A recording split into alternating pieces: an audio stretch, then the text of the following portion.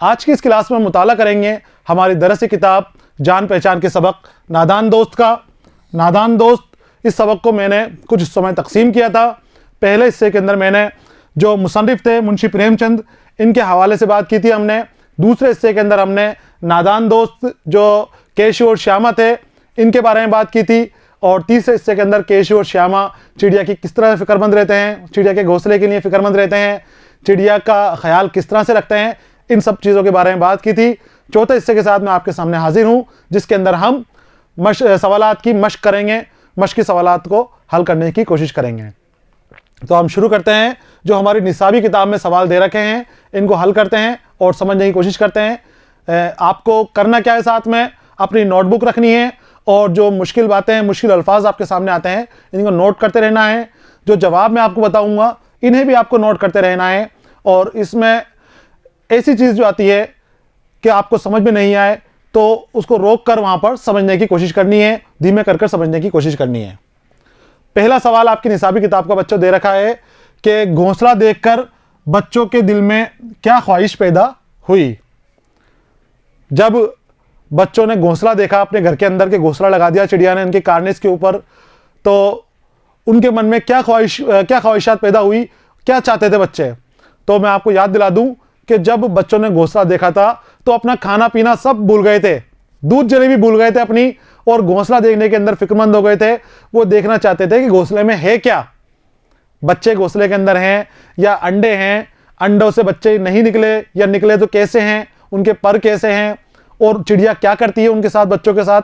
ये सभी कई तरह के सवाल उनके मन में पैदा हो रहे थे और इन्हीं सवालों के जवाब ढूंढने के लिए वो देखना चाहते थे कि घोंसले में क्या हो रहा है। जवाब अब देखिए इसका।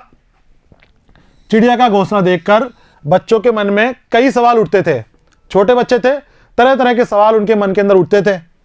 जैसे अंडे किस रंग के होंगे, कभी अंडे नहीं देखे थे उन्होंने, तो मन में सोचते कि अंडों का रंग क्या होगा, कैसे अंडे होंगे, कितने होंगे, कितने अंडे चिड़िया देती है एक बार में, क्या खाते होंगे।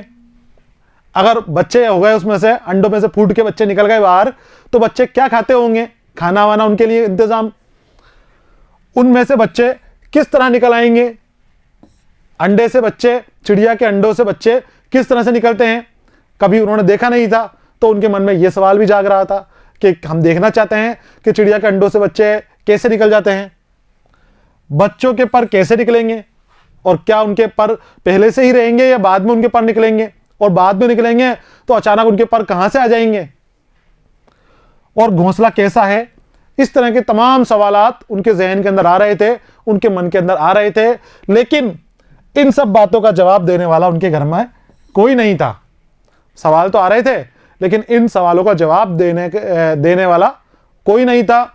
उनके घर में जो उनकी वालिदा थी वो अपने घर के कामों में बिजी रहती थी, और जो उनके वालिद साहब थे वो ऑफिस जाते थे, दफ्तर जाते थे, और दफ्तर से आने के बाद अपनी पढ़ाई लिखा के कामों में लग जाते थे, और बच्चे अकेले थे। तो इन सवालों का जवाब ढूंढने के लिए वो घोंसला देखना चाहते थे और इन सब बातों का सवालों का जवाब ढूंढना चाहते थे। इसलिए उनके मन में चिड़िया का घोंसला देखने की ख्वाहिश पैदा हुई। वो देखना चाहते थे कि आखिर है क्या इसके अंदर, घोंसले के अंदर। यह था जवाब हमारे सवाल नंबर 1 का। दूसरे सवाल की जानिब हम जाते हैं। दूसरा सवाल हमसे पूछ रहा है बच्चों, घोंसले तक पहुंचने की केशु ने क्या तरकीब लगाई। केशु घोंसले तक पहुंचा था, कैसे पहुंचा था, किस तरह से पहुंचा था वो। तो आपने सबक में पढ़ा था कि पहले तो वो कहीं से एक टेबल लेकर आ गया, बड़ी स्टूल लेकर आ गया, और स्टूल के साथ साथ जब स्टूल छोटी थी तो गुसलखाने से नहाने की चौकी भी उठा लाया, और चौकी के ऊपर उसने स्टूल रख दी। श्यामा ने उसकी चौकी और स्टूल दोनों पकड़ लिए जो हिल रही थी, डगमगा रही थी, और उसके ऊपर चढ़कर वो घोंसले तक पहुंच गया। जवाब आप देखिए इसका। आपको लिखना है कॉपी के अंदर, इसको नोट करते रहना है और समझने की कोशिश करनी है कि आपसे क्या सवाल पूछा जा रहा है, आपके जहन को किस तरह से देखा जा रहा है, परखा जा रहा है कि आपको क्या सीखने के लिए मिला है। केशु कमरे से जाकर एक स्टूल उठा लाया।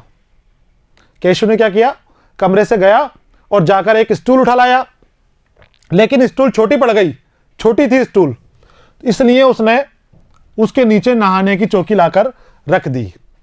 जब कमरे से जाकर स्टूल उठा लाया, स्टूल छोटी थी इसलिए नहाने की गुसलखाने से गया और नहाने की चौकी ले आया, और चौकी के ऊपर स्टूल रख दी। श्यामा ने स्टूल को पकड़ लिया, दोनों शामिल हो गए, श्यामा भी शामिल हो गए इस चीज में। श्यामा ने उसकी स्टूल को पकड़ लिया और इस तरह से केशु स्टूल के ऊपर चढ़कर चिड़िया के घोंसले तक पहुंच गया। यह था हमारे दूसरे सवाल का जवाब कि केशु किस तरह घोंसले के पास पहुंचा, क्योंकि छोटा था, उसकी लंबाई इतनी नहीं थी, फिर भी वो ऊपर घोंसले के पास चला गया था, चिड़िया के अंडे देख रहा था, तो वो किस तरह से पहुंचा ये आपसे पूछा गया है। सवाल नंबर 3 की जानिब हम आते हैं। सवाल नंबर 3 हमसे पूछ रहा है, श्यामा को अपने भाई केशु पर तरस क्यों नहीं आया? श्यामा को अपने भाई केशु पर तरस क्यों नहीं आया? क्यों नहीं आया तरस? तो पहले तो बात यह थी कि श्यामा को अंडे देखने थे, घोंसला देखना था, लेकिन केशु ने खुद तो देख लिया, खुद ने अंडों का हाथ भी लगा लिया, लेकिन श्यामा को अंडे नहीं देखने दिए। तो श्यामा जो है वो केशु के ऊपर तरस खा गई। जब उसकी माँ ने पूछा कि कौन चढ़ा था, कैसे चढ़े थे, माँ ने कई सवालात किए, तो श्यामा चुप रही, उसने केशु का नाम नहीं लिया। लेकिन दोबारा ऐसा हुआ कि अंडे नीचे गिर गए। अंडे नीचे गिर गए तो पहले तो श्यामा ने जब्त कर लिया था, चुप हो गई थी, लेकिन अब की बार उसको अपने भाई पर तरस नहीं आया और उसने कहा कि इसकी वजह से अंडे टूटे हैं, मेरे भाई की वजह से अंडे टूटे हैं, तो अब तो इसको सजा मिलनी ही चाहिए। इसकी सजा दिलवाने के लिए, अपने भाई की सजा दिलवाने के लिए उसने फिर भाई का नाम ले दिया। तो इसका जवाब है बच्चों पूरा कि श्यामा को केशु पर इसलिए तरस नहीं आया क्योंकि केशु की नादानी की वजह से चिड़िया के अंडे खराब हो गए थे। चिड़िया के अंडे क्यों खराब हो गए थे? केशु की नादानी की वजह से। केशु ने चिड़िया के अंडों के हाथ लगा लिया था बच्चों, और मैंने आपको बताया, आपने सबक में ही पढ़ा था कि चिड़िया के अंडे हाथ लगाने से खराब हो जाते हैं। जब कोई इंसान उसके हाथ लगा देता है तो चिड़िया और अंडों से दूर हो जाती है, उन अंडों को पसंद नहीं करती, वो दूर चले जाती है उड़ के उनसे, और फिर उनको सेती नहीं है तो वो खराब हो जाते हैं। अगले सवाल की जानिब हम आते हैं। सवाल नंबर 4 हमसे पूछ रहा है, परिंदों के अंडों को क्यों नहीं छूना चाहिए? परिंदों के अंडों को क्यों नहीं छूना चाहिए? उसका जवाब भी यही है कि परिंदों के अंडों को इसलिए नहीं छूना चाहिए क्योंकि छूने से अंडे खराब हो जाते हैं। छूने से अंडे खराब हो जाते हैं। तो आपको अंडे खराब करने चाहिए? नहीं, इसलिए हमें परिंदों के अंडों को नहीं छूना चाहिए। इसका जवाब आप लिख लीजिए कि परिंदों के अंडों को छूने से अंडे खराब हो जाते हैं। परिंदों के अंडों को छूने से अंडे खराब हो जाते हैं और फिर परिंदे उन्हें नहीं सेते, परिंदे उनको नहीं सेते और छोड़कर चले जाते हैं, और फिर उन अंडों को छोड़कर वो चले जाते हैं, उन अंडों के साथ नहीं रहते, फिर नए घोंसला बनाते हैं, नए अंडे देते हैं। यह था हमारा सवाल नंबर 4 का जवाब। आगे हम आते हैं सवाल नंबर 5 की तरफ। सवाल नंबर 5 हमसे पूछ रहा है बच्चों कि घोंसले से जमीन पर अंडे किसने गिरा दिए थे? घोंसले से जमीन पर अंडे गिरा दिए थे। तो मैंने अभी आपको बताया ना कि जब परिंदों के अंडे हम छूते हैं तो परिंदे उन अंडों को पसंद नहीं करते हैं, वो अंडे खराब हो जाते हैं तो उनको छोड़ देते हैं, उनको गिरा देते हैं, वो खुद ही उनको नुकसान पहुंचा देते हैं परिंदे। तो यहां भी नादान दोस्त हमारी कहानी के अंदर भी उस परिंदे ने ही, चिड़िया ने ही अंडे गिराए थे, और अंडे इसलिए गिराए थे क्योंकि उनको छू दिया था, केशु ने उनके हाथ लगा दिया था, इसलिए फिर अंडे पसंद नहीं आए उनको, चिड़िया को, और चिड़िया ने वो अंडे गिरा दिए।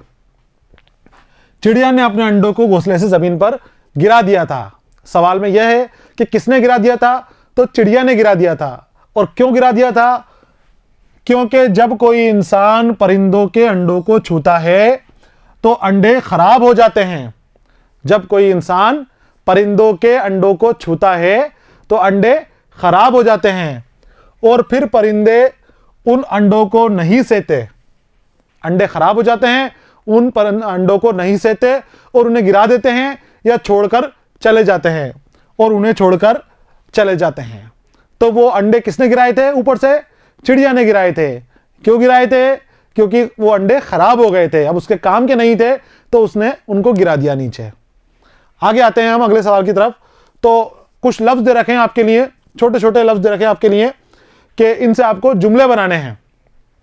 पहला है हमारा उधेड़बुन, दूसरा है अंदाजा, तीसरा है बर्दाश्त, चौथा है यकायक, पांचवा है सत्यानाश। रोजमर्रा की जिंदगी के अंदर हमारे इस्तेमाल होने वाले अल्फाज हैं ये। इसके जुमले आपको बनाने हैं। मैं आपकी सहूलियत के लिए कुछ जुमले बनाकर आपके लिए लाया हूं। आपको इन्हें नहीं लिखना, सिर्फ समझना है आपको कि किस तरह से जुमले बनाए जाते हैं। आपको खुद अपने आप से इन अल्फाज के दूसरे जुमले इनके अलावा हटकर बनाने हैं। कुछ भी कहीं से भी आप जुमले इस्तेमाल कर सकते हो। उधेड़बुन, केशु इस उधेड़बुन में लगा रहता था कि किस तरह घोंसले तक पहुंचा जाए। उधेड़बुन, जद्दोजहद करना, कोशिश करते रहना कि क्या करना है और क्या नहीं करना। अंदाजा, इस जमाने में जमीन से चांद की दूरी का अंदाजा लगाना मुश्किल नहीं है। अंदाजा लगाना, आइडिया लगाना, सोच विचार करना कि इस जमाने के अंदर, आज के दौर में जमीन से चांद की दूरी का अंदाजा लगाना मुश्किल नहीं है। अंदाजा को हम कयास भी कहते हैं। बर्दाश्त, जब्त करना, बर्दाश्त करना, किसी भी शख्स की नाजायज़ हरकत बर्दाश्त नहीं करनी चाहिए। हमें किसी की गलत हरकत को बर्दाश्त नहीं करनी चाहिए, हमें उसका माकूल जवाब देना चाहिए। तो बर्दाश्त का जुमला इस तरह से हम बना सकते हैं। फिर है यकायक, यकायक यानी अचानक। अचानक, उस दिन यकायक ज़मीन हिली और सब खत्म हो गया। जलजला आता है, अचानक आता है जलजला, यकायक आता है, तो उस जलजले से मुतालिक जुमला मैंने बनाया है कि उस दिन यकायक ज़मीन हिली, जलजला आया और उसके बाद सब कुछ खत्म हो गया, यानी सब टूट फूट गया। इसके आप और भी इस्तेमाल कर सकते हैं, और भी बना सकते हैं, यकायक या अचानक। अगला है हमारा सत्यानाश, खराब कर देना, बर्बाद कर देना, किसी काम का नहीं रहना। तो माँ ने केशु को डांटा और कहा कि तूने चिड़िया के अंडों का सत्यानाश कर दिया। माँ ने डांटा पहले तो उसको, और फिर उसको बताया, केशु को डांट के बोली कि तूने चिड़िया के अंडों का सत्यानाश कर दिया है, इन अंडों को तूने खराब कर दिया है। सत्यानाश कई कामों में इस्तेमाल हो सकता है, कई चीज़ों में इस्तेमाल हो सकता है। आपको भी आपकी मम्मी ने कभी डांटा होगा और सत्यानाश करने के बारे में इस हवाले से कोई जुमला बोला होगा, उसी जुमले को आप लिख सकते हैं, वहाँ कोट कर सकते हैं। आगे हम आते हैं अगले सवाल की जानिब हमारे, कि जो खालिस्तान है, खालिस्तान आपको भरने हैं। ऊपर लफ्ज़ दे रखे हैं हमारे बच्चे, बाप, पाप, टूटी, दफ्तर, कांप। इन अल्फाज से आपको यहाँ पर खालिस्तान पुर करने हैं। पहला खालिस्तान है केशु दिल में रहा था, मैंने यहाँ पर पूरे कर दिए हैं। कांप रहा था, केशु दिल में कांप रहा था। पानी की प्याली भी एक तरफ टूटी पड़ी थी, पानी की प्याली भी पत्थर की प्याली थी तो एक तरफ टूटी पड़ी थी। केशु के सर इसका पाप पड़ेगा, केशु के सर इसका, और खालिस्तान था पड़ेगा, तो यहां पर जो हमारा पाप है हम इसमें लिखेंगे, पाप पड़ेगा। बच्चे निकलकर फुर से उड़ जाएंगे, जो श्यामा सवाल पूछती थी केशु से, उन सवालात में से एक सवाल आपके खालिस्तान के लिए लेकर आए कि क्या ऐसा होगा कि बच्चे निकलकर उड़ जाएंगे। और बाबूजी दफ्तर गए हुए थे, बाबूजी आखिरी जो हमारा है पांचवा खालिस्तान, इसके अंदर हम पुर करेंगे दफ्तर से। बाबूजी दफ्तर गए हुए थे। ये थे बच्चों खालिस्तान पुर करना। और अगला है हमारा वाहिद और जमा बनाना। हमें वाहिद और जमा बनाने हैं। कुछ वाहिद दे रखे हैं, कुछ जमा दे रखे हैं। वाहिद यानी जो एक हो, वाहिद एक, और जमा एक से ज़्यादा। जमा क्या होते हैं? एक से ज़्यादा। जो वाहिद नहीं हो वो जमा होते हैं। सवालात, सवालात क्या है? वाहिद है जमा है? सवालात जमा है, इसकी वाहिद होगा सवाल। सवालात बहुत सारे सवाल, और सवाल एक सवाल। मौका, मवाक़े, तकलीफ, तकालीफ, ख्वाहिश, ख्वाहिशात, परिंदा, परिंदे, चीज़, चीज़ें। इसको आप यहां से लिख सकते हो कि दोनों को मैंने साथ लिख दिया है, और सामने अगर वाहिद है तो उसका जमा दे दी, और जमा है तो सामने वाहिद की किस्म हमने यहाँ पर लिख दी है। सवाल, मवाक़े, तकालीफ, ख्वाहिशात, परिंदा, चीज़ें। आगे आते हैं हम अगले सवाल की जानिब। हमारे कवायद यहाँ पर दे रखे हैं, और ज़माने के मुताबिक ज़माने के ऊपर कवायद दे रखे हैं, और बताया गया है कि जुमले दे रखे हैं आपके। तो बच्चों ज़माने की तीन किस्में होती हैं। ज़माने की कितनी किस्में होती हैं? तीन किस्में होती हैं। माजी, हाल, मुस्तकबिल। माजी जो गुजर गया, जो पीछे चला गया, हाल जो चल रहा है, अभी जो चल रहा है उसे हाल कहते हैं, और जो आने वाला है, जो आएगा, वो है मुस्तकबिल। तो ज़माने की 3 किस्में हो गई, माजी, हाल, मुस्तकबिल। गुजर गया माजी, चल रहा है हाल, और आएगा मुस्तकबिल। तो आने वाले ज़माने को मुस्तकबिल कहते हैं। मुस्तकबिल के हवाले से अपनी निसाबी किताब के अंदर कुछ जुमले दे रखे हैं आपके लिए, तो आपको उनकी पहचान करनी है। तो पहचान मैं आपको बता देता हूं कि जब किसी काम के पूरा होने से मुतालिक अलामत आए कि पूरा हो गया वो काम, कि मैं सो चुका था, मैं ये काम कर चुका था, तो था या थी जिसके अंदर आ रहा है, जिसमें ये पता चल रहा है कि हमने वो काम कर दिया है, पूरा हो गया है, पहले ही कर चुके थे, तो वो है माजी। और जो चल रहा है, हो रहा है, कर रहे हैं, जिसमें रहे हैं, हो रहे हैं, चल रहे हैं, आ रहा है, तो ये हो जाएगा हाल। और जिसमें गा गी लगेगा, आएगा, जाएगा, खाएगा, खाएगी, तो ये सभी मुस्तकबिल में इस्तेमाल होंगे। पहला जुमला दे रखा है आपके, मैं उतर आऊंगा, तुझे दिखा दूंगा। मैं उतर आऊंगा, तुझे दिखा दूंगा। यहां पर बना रखा है कि इन जुमलों में आइंदा आने वाले ज़माने में किसी काम के किए जाने का इल्म हो रहा है, किसी काम के किए जाने का बताया जा रहा है कि आगे वाले ज़माने पर काम किया जाएगा। कवायद की ज़ुबान में इस आने वाले ज़माने को मुस्तकबिल कहा जाता है। मैंने तीनों ज़माने आपको बताए हैं। जो गुजर चुका है वो माजी, जो चल रहा है वो हाल, और जो आएगा, आने वाले टाइम पर आएगा, अगला टाइम जो आएगा वो मुस्तकबिल। तो उतर आऊँगा ये मुस्तकबिल, दिखा दूंगा, दिखाया नहीं है, दिखा दूंगा, आने वाले टाइम की बात कर रहा है, ये मुस्तकबिल। ऐसे ही बच्चे भूख के मारे चू चू करके मर जाएंगे। मरे नहीं हैं, मर जाएंगे। अगर हम ऐसे कहें कि बच्चे भूख के मारे चू चू करके मर गए, तो फिर ये माजी के मर चुके हैं वो। अब बच्चे भूख के मारे चू चू करके मर रहे हैं, तो मतलब अभी मर रहे हैं, भूख से बच्चे तड़प रहे हैं, एक एक करके मर रहा है, और मर जाएंगे, तो हमें उनका इंतज़ाम करना चाहिए, और ये है हमारा मुस्तकबिल। अम्मा जी से कह दूंगी, अम्मा जी से कह दूंगी, अम्मा जी से शिकायत कर दूंगी। तो ये गी, गे, गा जो आ रहा है, ये मुस्तकबिल के लिए है, और मुस्तकबिल आने वाले ज़माने की अलामत है। आने वाले ज़माने को मुस्तकबिल कहा जाता है। ये थी हमारी कवायद का हिस्सा। अब आते हैं हम मुज़क्कर और मुअन्नस।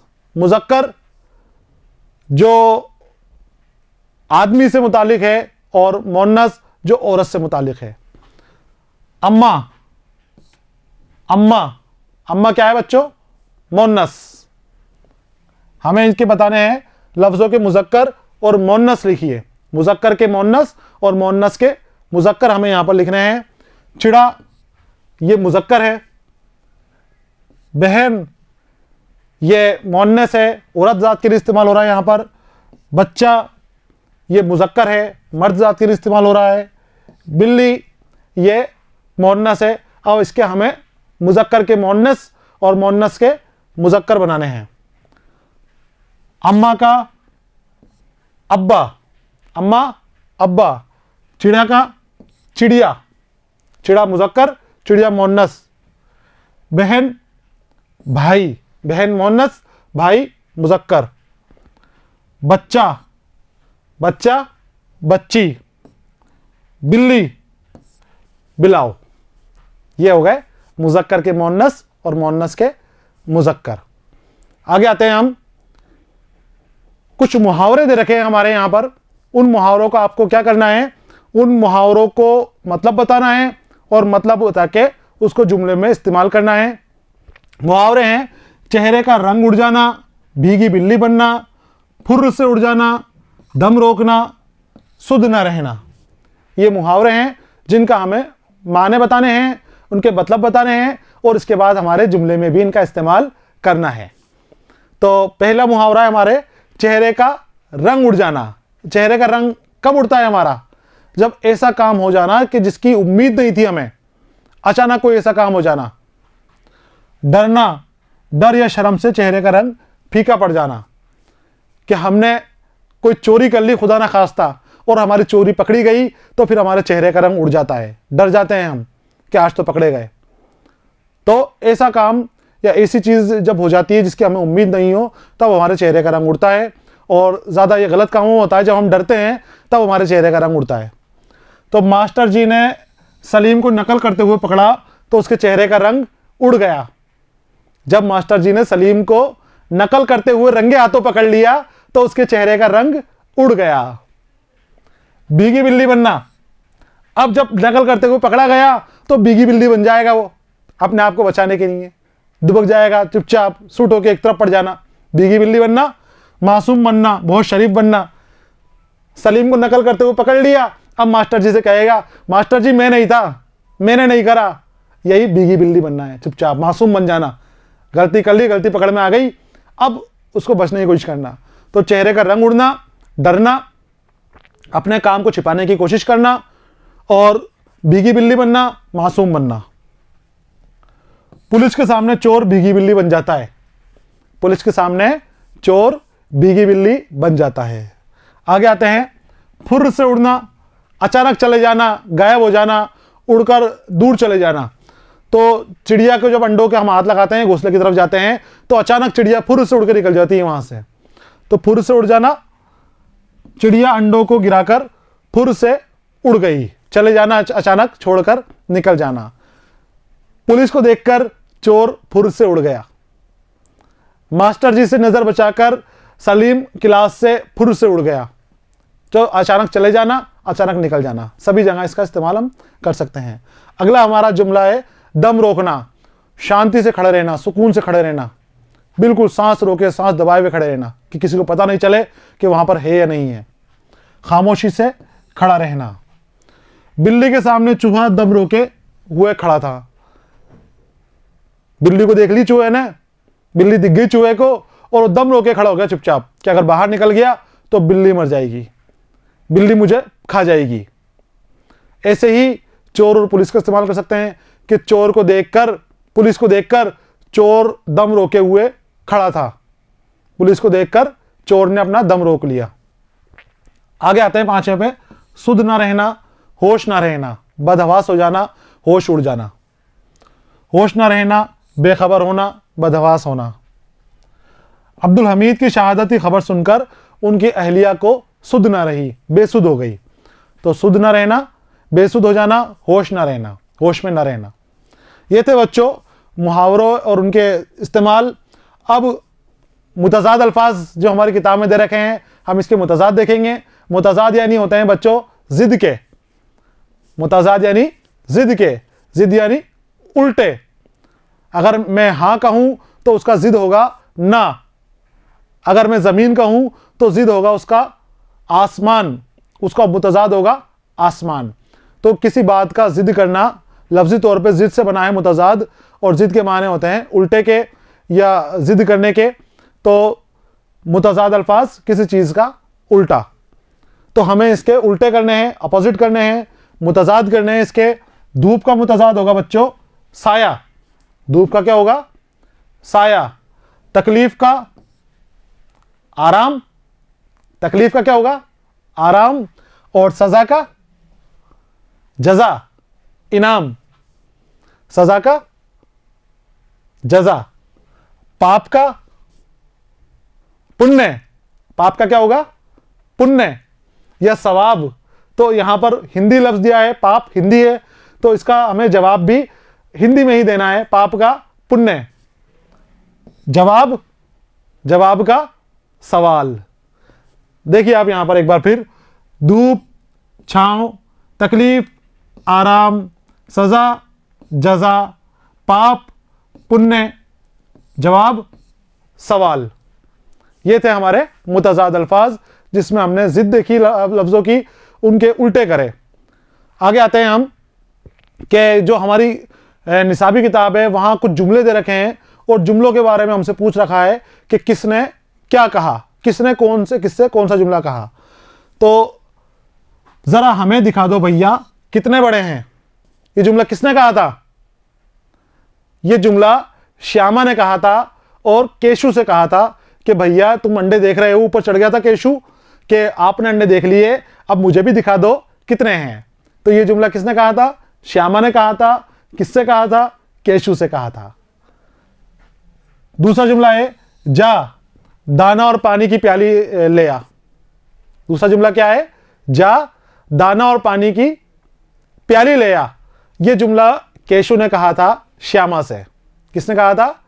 केशु ने श्यामा से कहा था कि श्यामा जा और दाना ले आ और पानी की प्याली ले आ। तीसरा जुमला है तुम लोगों ने अंडों को छुआ होगा। यह किसने कहा? माँ जी ने, जो उनकी वालिदा थी, उनका ये जुमला था, माँ जी का जुमला था ये। और ये जुमला दोनों बच्चों से कहा था आपने, केशु और श्यामा दोनों के बारे में, कि तुमने अंडों को छुआ होगा या तुमने घोंसले को छुआ होगा। ये थे बच्चों जुमले के अंदर किसने क्या कहा वाला हिस्सा, कि किसने किससे कहा। आगे हम आते हैं, ये इसी के जवाब हैं जो मैंने आपके लिए लिखे हैं। कि पहला तो श्यामा ने केशु से कहा, दूसरा जुमला केशु ने श्यामा से कहा, और तीसरा जुमला माँ ने श्यामा और केशु दोनों बच्चों से कहा था। आगे आते हैं हम अगले सवाल की तरफ, कि ज़माना मुस्तकबिल के 5 जुमले लिखिए। तो मैंने आपको ज़माना मुस्तकबिल बताया है, अभी आपको उसकी मिसालें भी दी हैं। आपको उसके 5 जुमले लिखने हैं। कितने जुमले लिख रहे हैं? 5। कौन से ज़माने के? ज़माना मुस्तकबिल। कौन सा ज़माना है मुस्तकबिल? वो ज़माना जो आने वाला है। जो आने वाला है वो मुस्तकबिल है। जो चल रहा है वो हाल है, और जो गुजर चुका है वो माजी है। माजी का ख्याल नहीं रहना चाहिए, मुस्तकबिल के बारे में सोचना चाहिए और हाल में जीना चाहिए। माजी, हाल, मुस्तकबिल। मुस्तकबिल के 5 जुमले आपको बनाने हैं। मैं आपको बता देता हूं किस तरह से बनेंगे, लेकिन आपको यहां से नकल नहीं करनी, आपको खुद बनाने हैं 5 जुमले, और कहीं से भी आप उसको इस्तेमाल कर सकते हैं। हम कल घूमने जाएंगे। हम कल घूमने वाले जाएंगे। आने वाले वक्त की अलामत है, आने वाले वक्त के बारे में बात की जा रही है कि हम कल घूमने जाएंगे। खाना पक जाने पर सभी खाना खाएंगे। खाना पक जाने पर सभी खाना खाएंगे। और अगर इसको हाल में बनाना हो तो खाना पक गया और सभी खाना खा रहे हैं। और अगर इसको माजी में बनाना हो तो माजी में कैसे लेके जाएंगे इसको? खाना पक गया था और सभी ने खाना खा लिया था। सभी खाना खा चुके हैं। खा चुके हैं, खाना खा लिया सबने। ये हो गया माजी वाला। तो हम मुस्तकबिल की मिसाल दे रहे हैं कि खाना पक जाएगा तो सभी मिलके खाना खा लेंगे। राशिद 2 दिन बाद आएगा। राशिद 2 दिन बाद आएगा। और श्यामा अम्मा जी से केशु की शिकायत करेगी। श्यामा अम्मा जी से केशु की शिकायत करेगी। और नेताजी से मिलने मैं कल दिल्ली जाऊंगा। नेताजी से मिलने मैं कल दिल्ली जाऊंगा। कब जाऊंगा?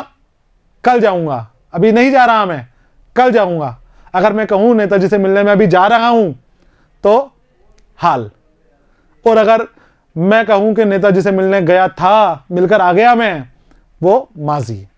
ये थी बच्चों मुस्तकबिल के 5 जुमले। और यहीं पर हमारा ये सबक मुकम्मल हो गया है, पूरा हो गया है। उम्मीद है आपको सभी सवालात के जवाब समझ में आ गए होंगे। जो नहीं आए उनको आपको रोक कर धीमा करके फिर देखना है, समझना है, और सभी सवालों के जवाब आपको समझना है। यहाँ पर हमारा सबक भी मुकम्मल हो गया है। इसी हिस्से के साथ अगले हिस्से के अंदर, अगले सबक के अंदर फिर मिलेंगे। तब तक के लिए पढ़ते रहिए, खुश रहिए। अलविदा।